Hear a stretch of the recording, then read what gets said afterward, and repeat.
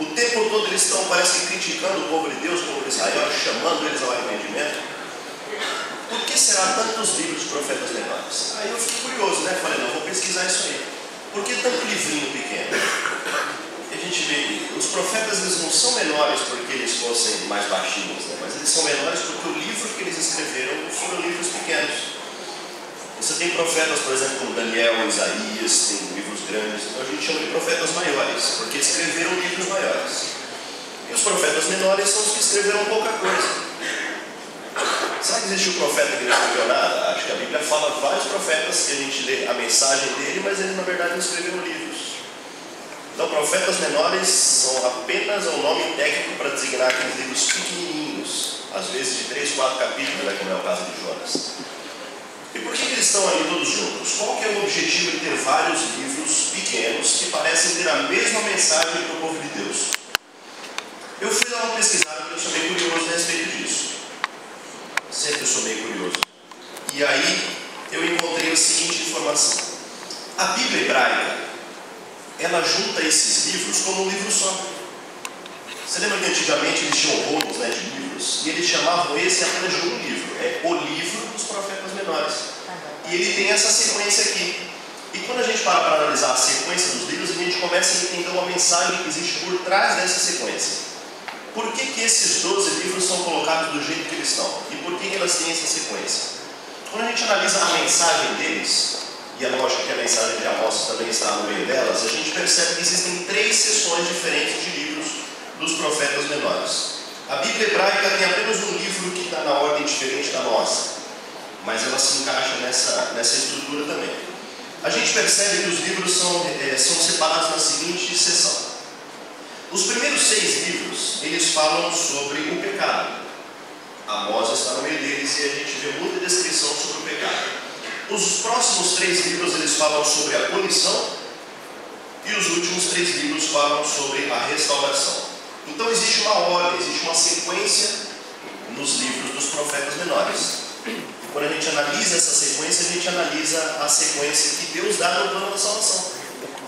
Primeiro, uma ênfase no pecado. Qual que é a atual situação do ser humano? Qual que era a situação do povo de Deus naqueles dias?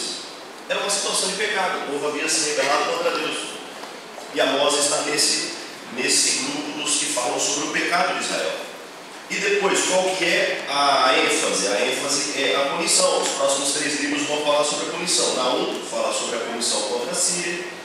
Abacuque fala da punição de Israel e da Babilônia. E Sofonias fala da punição de todas as nações. Só que depois da punição, a mensagem de Deus não para por aí. Os outros 3 livros, eles falam sobre a restauração que Deus faz no final de tudo. Então, os 3 últimos livros, que são Ageu, Zacarias e Malaquias, falam sobre a restauração. Então, a mensagem dos profetas não é apenas um alerta contra o pecado de Deus.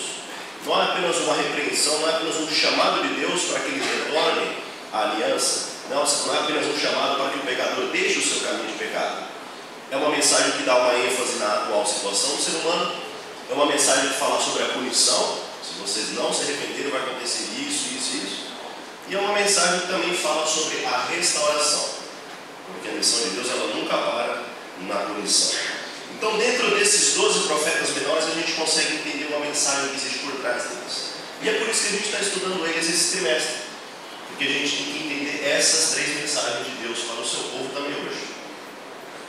Então, os 6 primeiros livros dão uma ênfase no pecado, os próximos 3 uma ênfase na punição, se o povo não deixar pecar, e os 3 últimos livros uma ênfase na restauração que Deus dá ao seu povo. E a gente consegue até entender uma sequência entre os livros. Se você percebeu lá no finalzinho de Joel, existe uma frase que aparece no fim de Joel, que depois aparece logo já no início de Amós. Quer ver? Dá uma olhadinha no final de Joel. Aparece ali capítulo 3. Joel capítulo 3, versos 16 e 17. Logo antes do nosso livro que a gente está estudando essas 2 semanas. Joel capítulo 3, versos 16 e 17. O que diz lá? O Senhor brama de Sião. Presta atenção nessa frase. O Senhor brama de Sião e faz ouvir a sua voz de Jerusalém. Agora dá uma olhada em Amós. Primeiro capítulo de Amós, versículo 12. O que aparece? exatamente a mesma frase que estava no final do livro de Joel. O Senhor brama de Sião e de Jerusalém dá a ouvir a sua voz. E a tradução fala assim. Então a gente percebe que existe uma sequência nos livros. Aonde um profeta terminou, o outro continua dando a mesma ênfase, a ênfase no pecado. Então por isso que existe essa sequência dos 12 livros, e por isso que a gente está estudando esse trimestre dos profetas menores. E depois, quando termina a mensagem de Amós, o outro retoma também onde terminou. Então existe uma sequência lógica guiada por Deus, pelo Espírito Santo, e que a palavra de Deus é colocada para dar uma ênfase no pecado. Existem 6 livros para falar sobre o pecado, depois uma ênfase na punição do pecado, se o povo não se arrepender, e depois a ênfase final na restauração. E a mensagem principal de Deus é a restauração do seu povo. E o livro de Amós se encontra numa desses aí. E se encontra onde? Nos livros que falam sobre o pecado. Logo no início do livro a gente começa a ver uma expressão que se repete várias vezes. Por 3 transgressões de Israel e por 4. E aí ele descreve lá o que vai acontecer. Depois ele volta por 3 transgressões de Israel e por 4. E como eu sou curioso, eu fui atrás disso aí também para saber. E quando a gente estuda aquela literatura do Antigo Oriente Médio, a gente percebe que isso aqui é uma figura de linguagem. Isso aqui na verdade é poesia. A maioria da Bíblia é feita em poesia. Não uma poesia como a gente conhece hoje. A gente não entende nenhuma rima aqui no texto bíblico. Mas para eles, para aquela literatura que eles dizem de sabedoria do Antigo Oriente Médio, isso aqui era conhecido como uma literatura de poesia, poemas, prosas. Né? Existem vários tipos de poemas e prosas dentro da estrutura bíblica. E essa expressão aqui que aparece muitas vezes no livro de Amós, aparece também outras vezes. Talvez no livro de Salmos você encontre algumas vezes também em outros livros de sabedoria, provérbios. O livro de Jó não tem essa expressão, mas muitas outras vezes a gente encontra na Bíblia essa figura de linguagem, por 3 vezes e por 4. Tem até uma música, não lembro se é dos ingleses ou dos arrais, que fala, né, sobre essa. Eles pegaram um trechinho desse aqui e fizeram uma música, né, sobre os 4. Então isso é uma figura de linguagem, isso aqui é poema. Mesmo quando Deus fala contra o seu povo, o profeta vai lá e descreve uma forma de poema, uma forma bonita, né, uma forma estruturada para que o povo entendesse, do jeito da literatura daquela época, qual que era a mensagem de Deus. A mensagem de Amós é uma mensagem então contra o pecado. É uma mensagem que enfatiza o pecado do povo. Busque o Senhor e viva. E parece que essa é uma mensagem que aparece também na Bíblia inteira.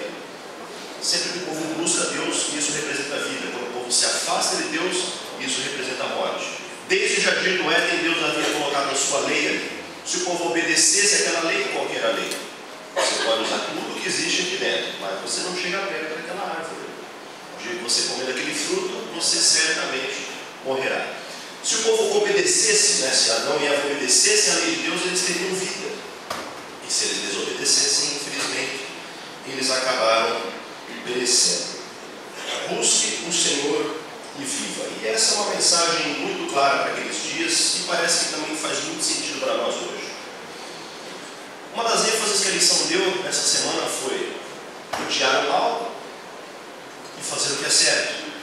Odiar o mal e amar o bem. E parece que hoje em dia essa mensagem está um pouco turva, né?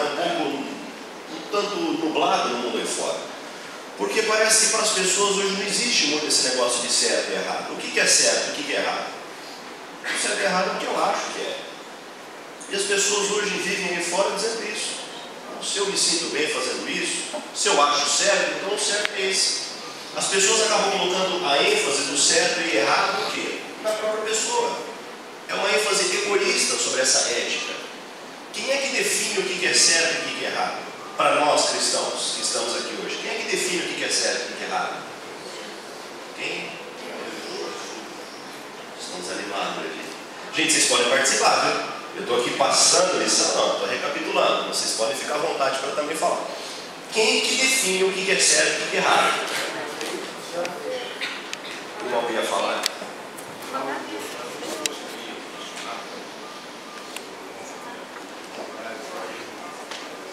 A mensagem de Amós, ela tem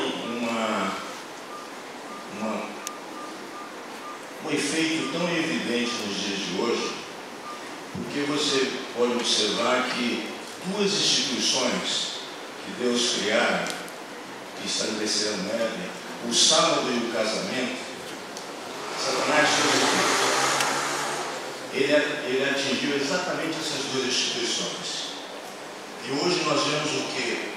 O legislativo criando emendas e os executivos sancionando essas emendas, contrariando exatamente tudo aquilo